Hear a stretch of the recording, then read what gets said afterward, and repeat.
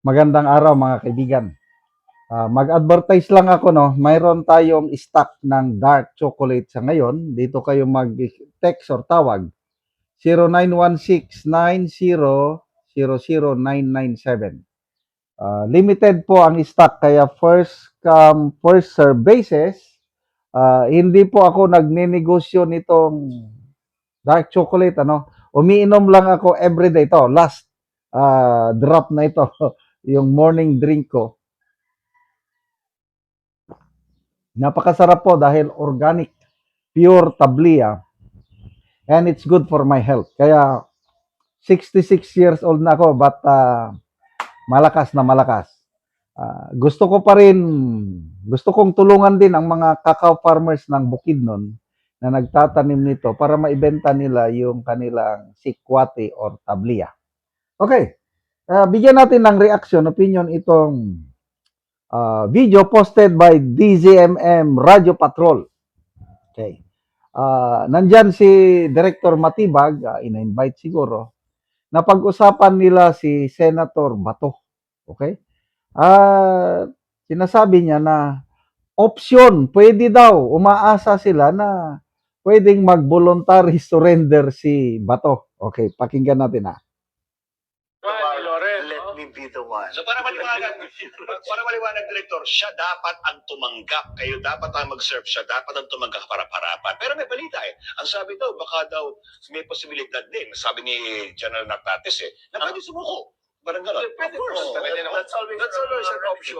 So, subukan ka sa authority because ano ba yung purpose ng warrant is to get the jurisdiction of Correct. para masimulan yung paggulong ng judicial process. Correct. And then, pupusta ako, hindi susuko. Talagay ko. Pero kasi tumakbo ka eh. Hindi susuko yan, no? Pero parang ang hirap na nun di ba? For the rest of your life. Hinahabol ka na, di ba? Fugitive ka na, hindi madali yun, Yung mga mahilig lang sa underground ng mga magagaling dyan. Parang may pinapatali. May tinatamaan dyan sa puto ng kaliwaan. Napubuhay sa underground. Masarap ang pagkain to. Pwede kumain ng Ligo, sardines with kakanggata at alam na. sa sibuyas. Pero sir, inihayag naman ang isang... Correct. Okay, so yun. Option daw na mag-surrender. Nartates, PNP chief, posibleng mag-surrender. Maalala ko tuloy, si General Bantag nung bagong na-issue yung warrant of arrest niya, ilang beses na nag-announce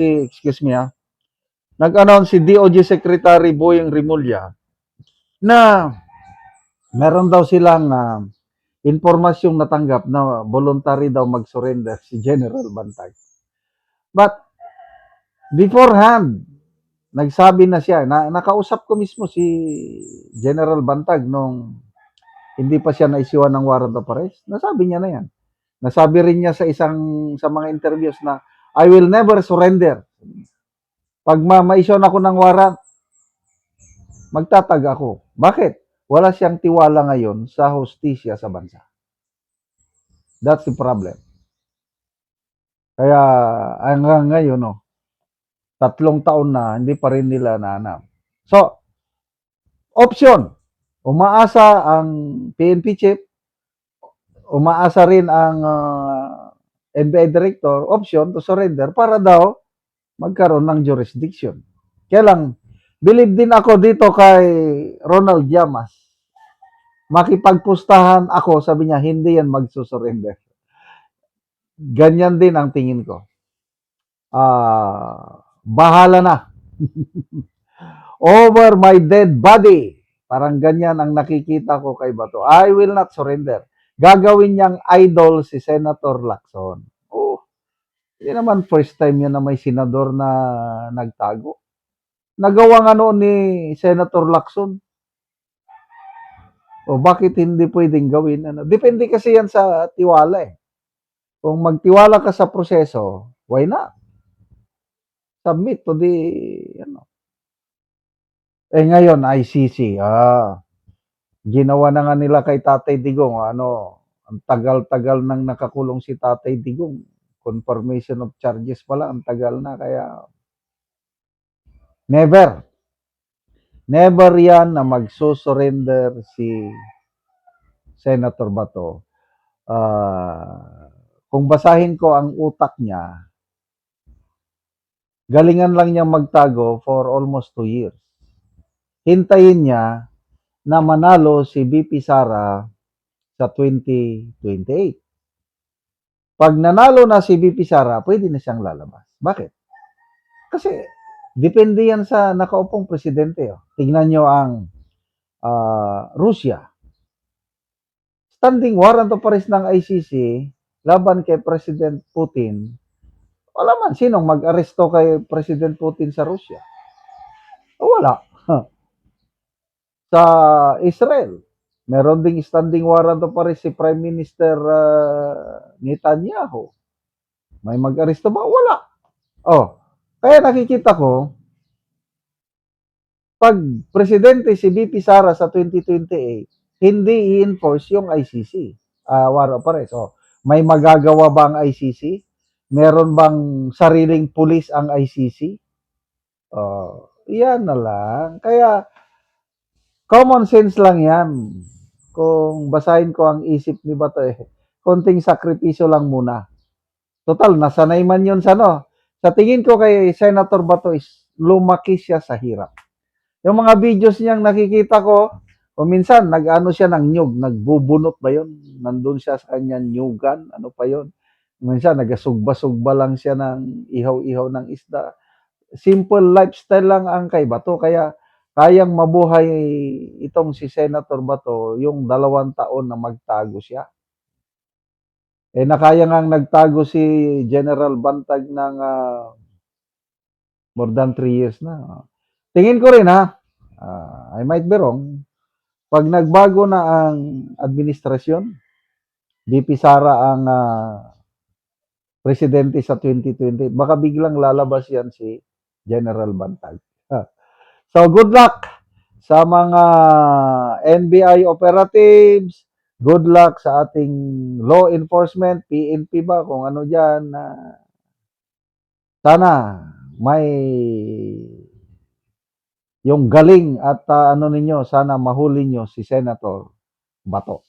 Salamat mga kaibigan sa inyong pagsubaybay sa channel nito.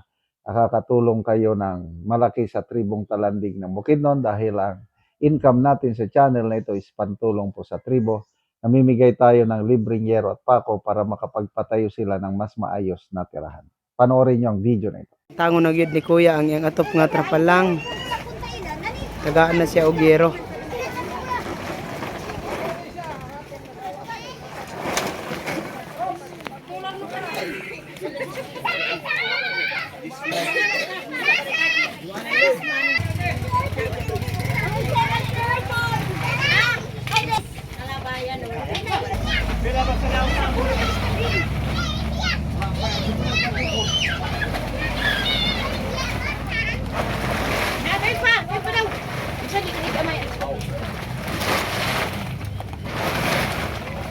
Kaya pa ako siya sa ito.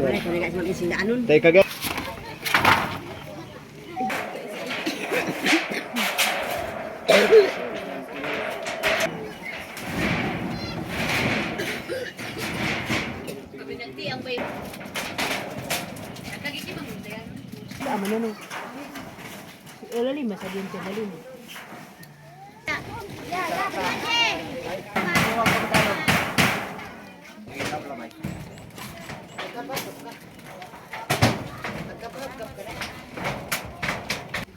Salamat sa Ginoo nga nagtabang sa amoa o sa naghatag sa sin.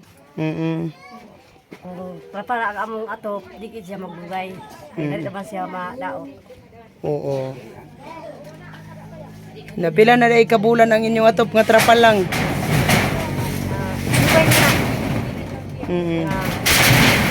Bulan. Duha ka bulan lang. So karon nakaatop na mog bag-o. Di kayo mong pasalamat nga nakatop namin yung kuan sin. So, salamat kayo. Salamat kaayo. Oo. sa naghatag ani. Oo, thank you.